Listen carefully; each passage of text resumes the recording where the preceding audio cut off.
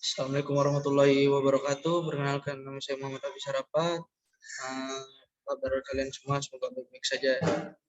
Hari ini saya ingin memperkenalkan diri kelompok kami kepada teman-teman sekalian yang beranggotakan Muhammad Abi Sarapat, yaitu saya sendiri, Muhammad Nuriskan Pautanu, Muhammad Rizky Juliansa, Muhammad Saputra, dan Novel Rido. Baiklah, kami akan menjelaskan Microsoft Word dan Excel. Akan kami mulai dari Microsoft Word dulu ya. Microsoft Office Word sendiri yang biasa disingkat Microsoft Word dan Office Word merupakan software pengolah kata yang berfungsi untuk membantu proses pembuatan dokumen, jurnal, makalah, dan lain-lainnya. Berikut merupakan tampilan user interface dari Microsoft Office Word yang terdapat tab File, Home, Insert, Quick Layout, Reference, Mailings, Review, dan View. Berikut merupakan fungsi dari icon-icon yang terdapat dalam Microsoft Office Word, yaitu di tab button ada untuk membuat file baru, membuka file dari lokasi simpan, save untuk menyimpan file yang telah dibuat, save as untuk menyimpan file yang telah dibuat dengan nama yang berbeda, print untuk mencetak file, prepare untuk mempersiapkan file agar siap didistribusikan, send untuk mengirim file Word via email, publish untuk mendistribusikan file Word ke media blog, dokumen server, dan lainnya, close untuk menutup file yang sedang aktif. Kemudian toolbar dan fungsi dalam tab Home. Ada bold untuk membuat huruf cetak tebal, italic membuat huruf cetak miring, underline memberi garis bawah pada kalimat. Nah, di situ ada font untuk memilih jenis huruf, size untuk memilih ukuran huruf, grow font untuk membesarkan ukuran huruf, shrink font untuk mengecilkan ukuran huruf, font color untuk mengganti warna huruf, teks highlight color membuat huruf agar terlihat seperti memakai stabilo, line text left untuk membuat teks rata kiri, center untuk membuat teks rata tengah, align text right untuk membuat teks rata kanan, justify untuk membuat teks rata kanan kiri, strike through untuk membuat garis di tengah yang dipilih, subscript untuk membuat huruf kecil di bawah huruf biasa lainnya, superscript untuk membuat huruf kecil di atas huruf biasa lainnya, change untuk mengubah semua teks yang dipilih menjadi huruf besar, kecil, atau kapital di awal kata, bullets untuk menampilkan atau menghilangkan tanda, numbering untuk menampilkan atau menghilangkan nomor, line spacing untuk mengganti jarak huruf dengan baris, shading untuk memberi warna background pada huruf yang dipilih, decrease untuk menggeser paragraf ke kanan satu tab, increase untuk menggeser paragraf ke kiri satu tab, dan bottom border untuk memberi border atau bingkai pada data yang dipilih. Kemudian ada sort mengurutkan data, ada find untuk mencari teks dalam dokumen, cut untuk menghapus atau menghilangkan data, copy untuk menyalin data, paste untuk meletakkan salinan data, replace untuk mengganti teks dalam dokumen, select untuk memilih teks atau objek dalam dokumen, dan kemudian masuk lagi ke toolbar dan fungsi dalam tab insert. Cover page untuk menyisipkan halaman sampul pada dokumen, blank page untuk menyisipkan halaman baru pada posisi kursor, quick break untuk memulai halaman baru pada posisi kursor saat ini. Kemudian di situ ada table untuk menyisipkan atau menggambar table pada dokumen, ada picture untuk menyisipkan gambar, ada clip art untuk menyisipkan clip art pada dokumen, ada shape untuk menggambar atau menyisipkan bangun-bangun datar dan bangun ruang, ada untuk menyisipkan bagian dan skema dokumen, ada chart untuk menyisipkan diagram-diagram pada dokumen, ada hyperlink untuk membuat tautan atau link ke halaman web, gambar, alamat, email, atau program. Dan juga ada bookmark untuk menandai sebuah poin utama pada dokumen, dan juga ada cross reference untuk mengarahkan ke bagian yang spesifik. Baiklah, saya rasa itu cukup. Selanjutnya akan dilanjutkan oleh rekan saya. Baiklah, Assalamualaikum warahmatullahi wabarakatuh. Perkenalkan di sini nama saya Muhammad menuliskan Pautanu, saya akan melanjutkan pemaparan materi dari rekan saya tadi, yaitu Muhammad Hafiz Sarafah. Berikut merupakan fungsi dari icon-icon yang terdapat dalam Microsoft Word. Yang pertama itu icon pertama itu untuk menyisipkan catatan pada kepala atas halaman. Selanjutnya untuk menyisipkan catatan kaki halaman dokumen, untuk menyisipkan nomor halaman pada halaman dokumen, untuk menyisipkan kotak teks pada dokumen, untuk menyisipkan bagian yang telah digunakan sebelumnya seperti konten, properti, dokumen, dan lain-lain. Untuk menyisipkan teks berdekorasi dokumen, untuk membuat huruf kapital yang beserta pada awal paragraf.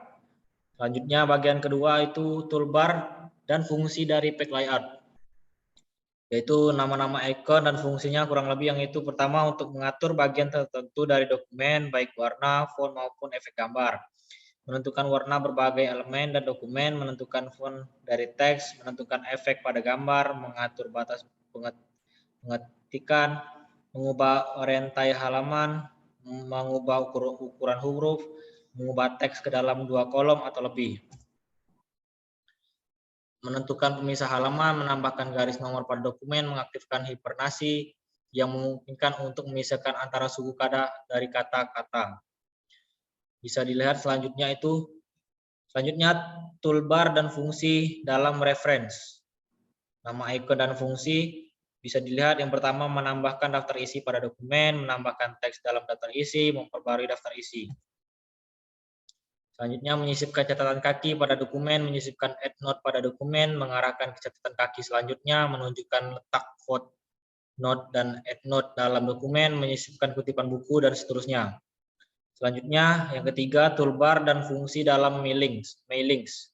Nama icon dan fungsi yaitu kurang lebih yang pertama membuat dan mencetak amplop, membuat dan mencetak label, membuat mail match, memilih daftar orang, penerima surat, mengubah daftar penerima surat, menambahkan alamat surat, menambahkan ucapan salam pada surat, dan seterusnya. Selanjutnya yang keempat yaitu toolbar dan fungsi dalam review.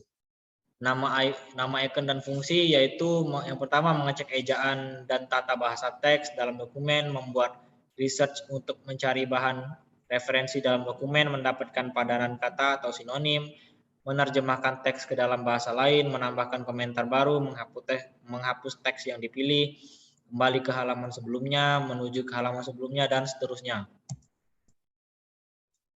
Yang kelima, toolbar dan fungsi dalam view, yaitu nama icon dan fungsi sebagai berikut. Yang pertama, melihat dokumen yang akan dicetak, melihat dokumen yang akan dibaca dengan tampilan penuh, melihat dokumen seperti halaman web, melihat dokumen sebagai garis besar dan menunjukkan uraian, melihat dokumen pada draft konsep untuk diedit kembali dengan cepat, menampilkan menyembunyikan penggaris kisi-kisi dalam dokumen, menampilkan gambar kecil untuk menyatakan halaman-halaman, memperbesar memperkecil teks, memperbesar memperkecil dokumen dalam satu halaman, dan seterusnya. Selanjutnya kita akan lanjut ke materi berikutnya yaitu tentang pembuatan tabel. Kurang lebih muka dari sebelum kita membuat tabel yaitu pada menu insert ini seperti gambar di bawah. Jika ingin membuat tabel, dapat memilih bagian insert. Di dalam insert terdapat pilihan untuk membuat tabel. Jika ingin membuat tabel dengan memasukkan jumlah angka dan baris tabel, di sana terdapat pilihannya untuk memasukkan jumlah baris dan tabel seperti pada gambar di bawah ini. Baiklah, mungkin itu saja penjelasan dari saya. Selanjutnya akan dijelaskan oleh rekan saya yang lain. Saya akhiri. Wassalamualaikum warahmatullahi wabarakatuh. Baiklah, saya Muhammad Rizky Juliansyah akan menjelaskan tentang pembuatan header dan footer. Untuk pembuatan header dan footer juga terdapat pada bagian insert. Fungsi header dan footer umumnya mengandung informasi tambahan seperti nomor halaman, tanggal, nama pengarang untuk membantu membuat dokumen lebih terorganisir dan mempermudah untuk dibaca. Untuk header dan footer sendiri terdapat banyak pilihan yang dapat digunakan seperti contoh di bawah ini.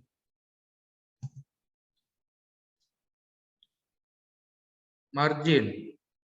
Sebagai fitur menu pada program Microsoft Word, ini terletak di bagian menu Page Layout yang bisa digunakan ketika Anda ingin membuat dokumen baru atau membuka dokumen.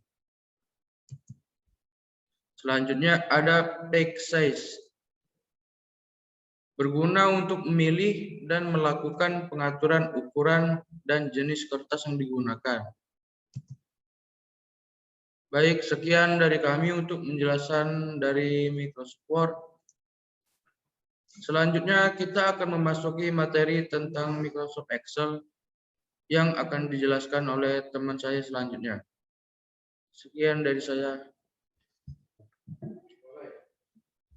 Assalamualaikum warahmatullahi wabarakatuh. Perkenalkan, nama saya Muhammad Saputra. Saya salah satu atau perwakilan dari kelompok 4. Di sini saya akan melanjutkan pembahasan yang telah dibahas oleh rekan saya sebelumnya. Sekali lagi di sini saya mewakili dari kelas 3 PPM juga. Selanjutnya kita akan memasuki materi tentang Microsoft Excel. Microsoft Excel adalah sebuah program atau aplikasi yang merupakan bagian dari paket instalasi Microsoft Office. Berfungsi untuk mengolah angka menggunakan spreadsheet yang terdiri dari baris dan kolom untuk mengeksekusi perintah. Beginilah tampilan awal dari Microsoft Excel. Bisa dilihat ya teman-teman. 1. Pengenalan Microsoft Excel 2010.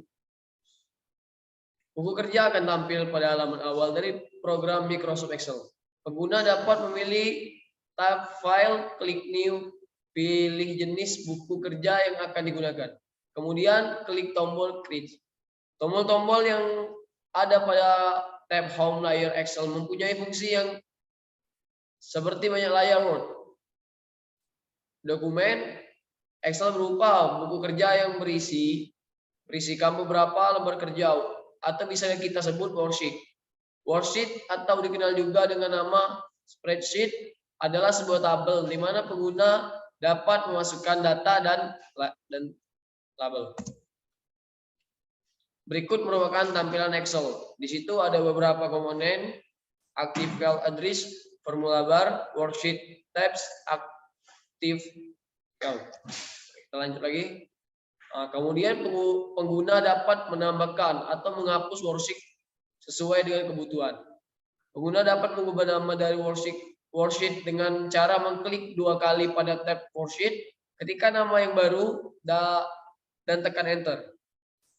Pengguna juga dapat menyalin worksheet dari buku kerja yang lain dengan cara mengklik kanan lembar yang akan disalin, klik move atau copy, tentukan apakah lembar kerja tersebut ingin disalin ataukah hanya dipindahkan letak urutannya. Lanjut ke slide selanjutnya, baris, rows, kolom, columns, dan cell atau cells.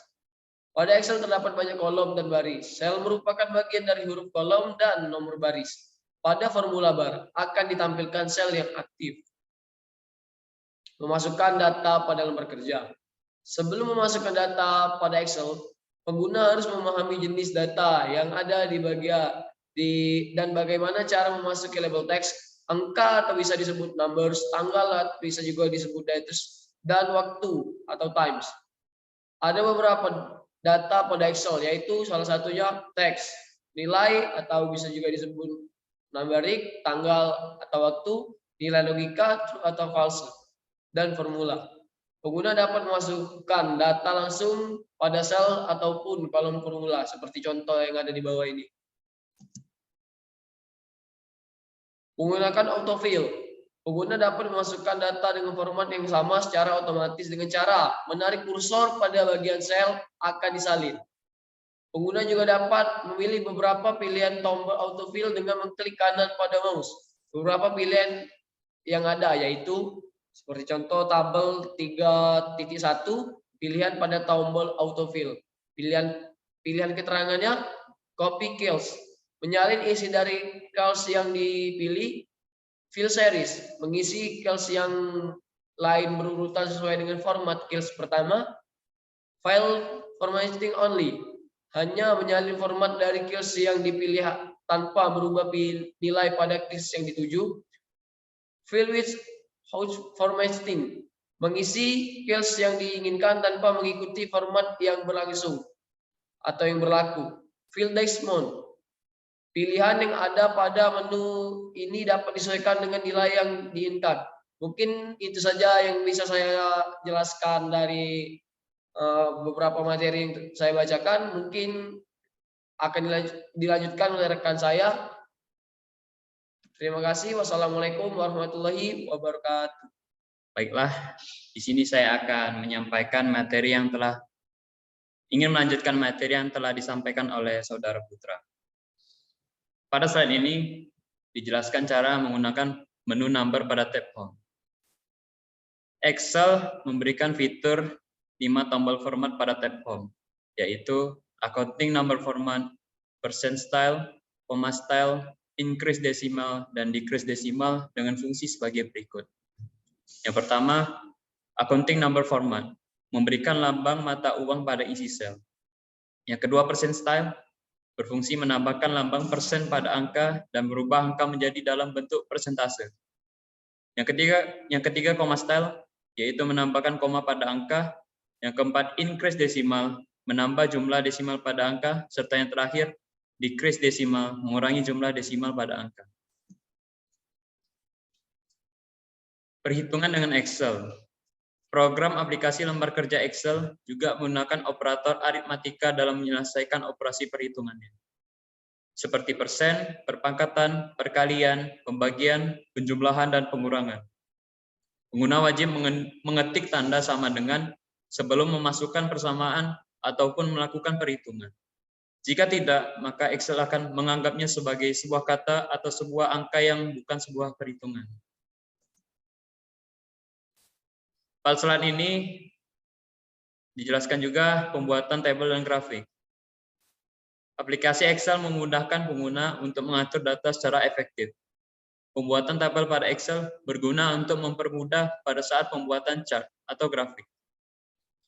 Untuk membuat tabel, pengguna dapat mengaktifkan menu style pada tab Home. Seperti contoh pada slide berikut ini. Nah, untuk menampilkan grafik, pengguna dapat mengaktifkan pada tab Insert, kemudian pilih menu Charts dan tentukan jenis grafik yang ingin digunakan. Pengguna juga dapat merubah chart layout sesuai dengan apa yang ingin ditampilkan pada grafik yang sudah dibuat. 4. Penggunaan fungsi. Setelah memasukkan data pada lembar kerja, pengguna dapat membuat formula perhitungan dari data tersebut. Nah, untuk membuat formula, dimulai dengan mengetik tanda sama dengan, kemudian dilanjutkan dengan mengetik persamaan yang akan dihitung. Selain secara manual, pengguna juga dapat melakukan perhitungan dengan menggunakan fungsi yang terdapat pada menu Excel dengan cara mengeklik tab Home, lalu pilih menu Editing. Lalu dijelaskan juga pada tabel berikut ini dilihat dari beberapa menu dan fungsinya. Fungsi Sum untuk menghitung jumlah dari angka-angka pada sel yang telah ditentukan. Average untuk menghitung nilai rata-rata dari angka-angka pada sel yang telah ditentukan. Count untuk mencari jumlah masukan dari angka-angka pada setiap sel. Max untuk mencari nilai terbesar dari angka-angka setiap sel. Min untuk mencari nilai terkecil pada sel yang telah ditentukan. STDEV memperkirakan standar deviasi berdasarkan sampel sel yang telah ditentukan. Dan yang terakhir, STDFVP memperkirakan standar deviasi berdasarkan semua sampel yang telah ada. Pada saat ini, beberapa kode kesalahan yang dapat ditemukan pada saat menggunakan aplikasi lembar kerja, yaitu hashtag 4. Hashtag yang berjumlah 4. Dijelaskan bahwa lebar kolom kurang dan tidak dapat menampilkan nilai pada sel. Yang kedua, hashtag value tanda seru. Kesalahan jenis data yang dimasukkan berupa teks, sedangkan yang dibutuhkan berupa nilai numerik. Yang ketiga, hashtag name tanda tanya. Yakni formula berisikan teks yang tidak dikenali oleh Excel. Yang keempat, hashtag ref tanda seru. Formula berisikan referensi sel yang tidak ada atau telah dihapus. #div/0 tanda seru, nilai data dibagi 0 atau tidak terhingga. Penggunaan rumus if. Rumus Excel yang digunakan untuk menghitung rumus if tunggal yaitu sebagai berikut. Sama dengan if, buka kurung, logika benar, koma nilai jika benar, koma nilai jika salah, tutup kurung. Nah, berikut adalah contoh penggunaan rumus if tunggal. Bisa dilihat sendiri contohnya. Berdasarkan gambar tersebut, terlihat uji logika bahwa jika nilai pada kolom E lebih dari 65, maka keterangan pada kolom F akan menghasilkan lulus. Tetapi, jika nilai kolom E lebih kecil daripada 65, maka keterangan pada kolom F akan menghasilkan keterangan gagal. Penggunaan rumus if bertingkat. Pada penggunaan rumus ini, rumus if bertingkat atau nested if function hanya dapat digunakan sampai 64 tingkat uji logika. Contohnya sama seperti di slide sebelumnya. Nah, baiklah, sepertinya hanya itu materi yang dapat kami sampaikan dalam video ini. Lebih dan kurangnya kami mohon maaf, dan jika terjadi kesalahan dalam tugas kami kali ini. Wabillahi taufiq wal hidayah. Wassalamualaikum warahmatullahi wabarakatuh.